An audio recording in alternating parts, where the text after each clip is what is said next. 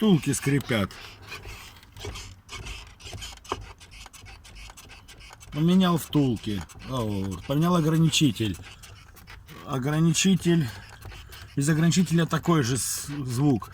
Промыл втулки. Смазал, блин, смазками, какими только не мазал. Похую.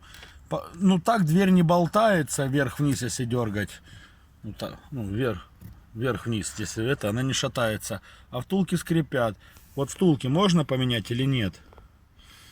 Петлей.